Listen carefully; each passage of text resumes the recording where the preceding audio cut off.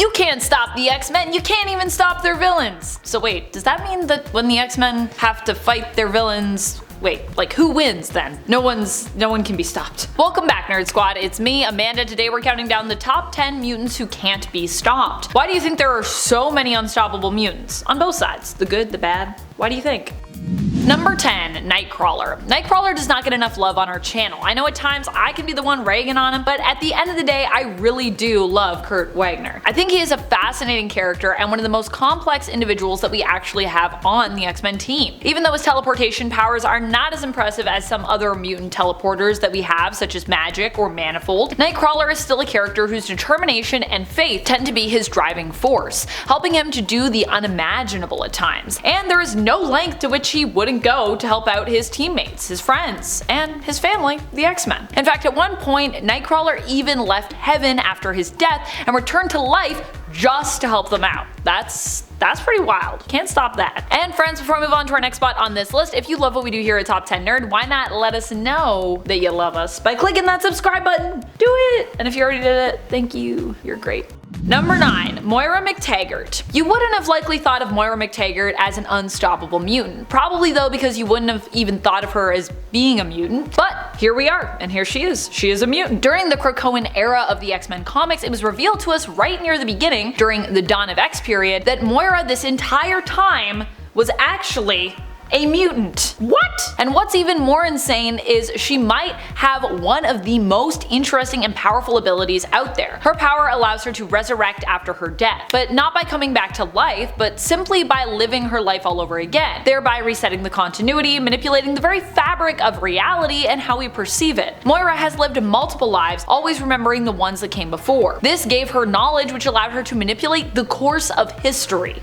Number 8, Wolverine. One of the most skilled and effective trackers we have over at Marvel Comics, and I would say probably one of my most favorite characters. If you try to run from him, there is likely nowhere safe for you to hide, at least not on planet Earth, and even possibly not in the cosmos either. Has Wolverine ever gone to track someone across the stars? Because that is a story I would love to read. Oh wait, there was something similar to that in the X-Men Infinity comic, where Wolverine was tracking lost mutants through space. Those are the little online ones that you can get on Marvel Unlimited that you scroll through, by the way. They're kind of like webtoons. Wolverine is not a man who often gives up, even when he wants to, and based on how tragic his life has been, there have been many moments where Wolverine has wanted to call it quits, but even then he keeps on going. Not even his own will to give up can stop him from soldiering on.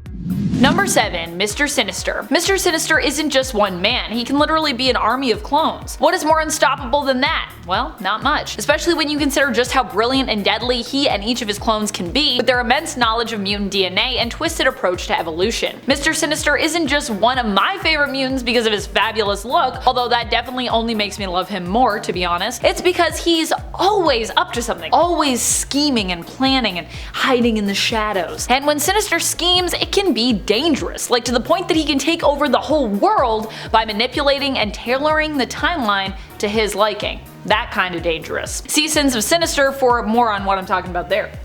Number 6, Exodus. We don't talk about Exodus enough. As you know, I'm a big fan of psionic powers outside of, I would say, super speed and teleportation. I think this might actually be like my favorite power set, and definitely is one of the power sets I consider to be the most powerful. Why do I love it so? Why do I consider it to be so powerful? Because it allows you to defeat someone without ever having to really lift a finger. In the physical world anyways. Exodus might not be as well known as some of the others on this list, but trust me when I say he is one of the most powerful telepaths and telekinetics out there. We have seen him prove himself in psionic battles against ancient eternal creatures that were in essence kind of like dragons. In fact, I believe he even literally fought a dragon as well at one point. Exodus not only has his mutant powers, which were at an insane level already when they first manifested, but he also had them enhanced by Apocalypse, making him even more powerful. In fact, he is considered to be one of the most powerful mutants in existence. If that doesn't make him unstoppable, I do not know what would.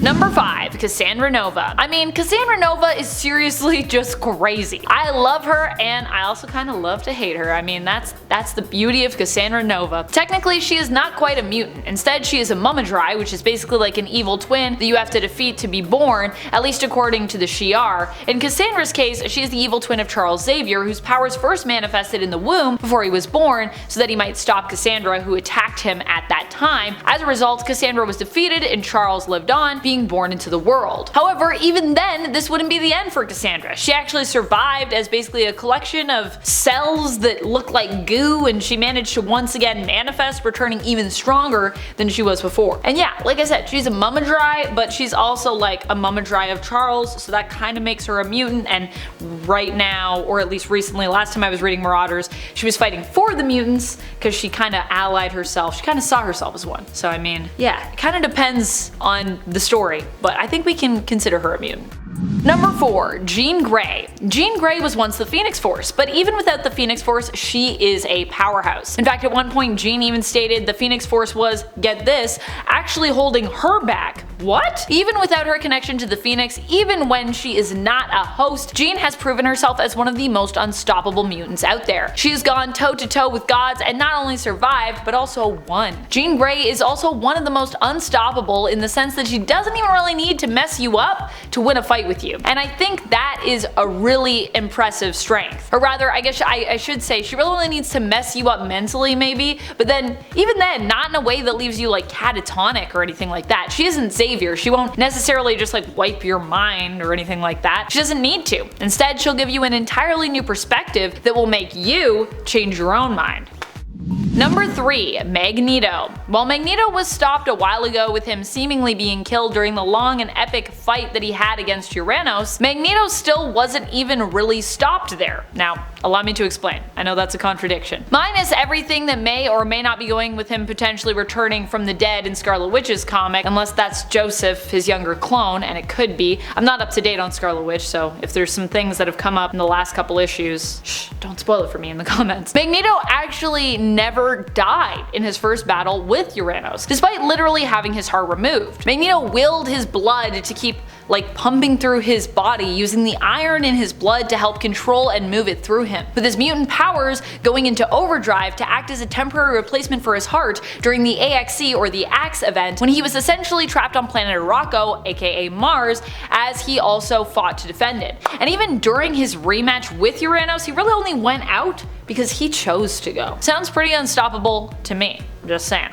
Number 2. Storm. Storm is one of the best, more badass characters that we have around. She is unstoppable on, honestly, a lot of different fronts. Not just because of her mutant powers to control the weather and manipulate the atmosphere around her, sometimes even the world over. Not just because of her insane fighting skills and physical prowess, and not even just because Storm is a goddess. And honestly, not even just because Storm is also an amazing leader, she's also that too. A lot of the time for me, it's Storm's spirit and her determination that just makes her the most unstoppable. She does not give up, even when it seems like defeat is basically inevitable. Storm makes her own path and does not let others define her, and that is both what I admire the most about her and what I think makes her often such a force to be reckoned with. Willful, strong, and undefeatable. Storm knows who she is and she isn't afraid to show it, and I love that about her. That's being unstoppable right there. Knowing who you are and being like, this is who I am, that's it. Take it or leave it. But you gotta take it because I'm unstoppable.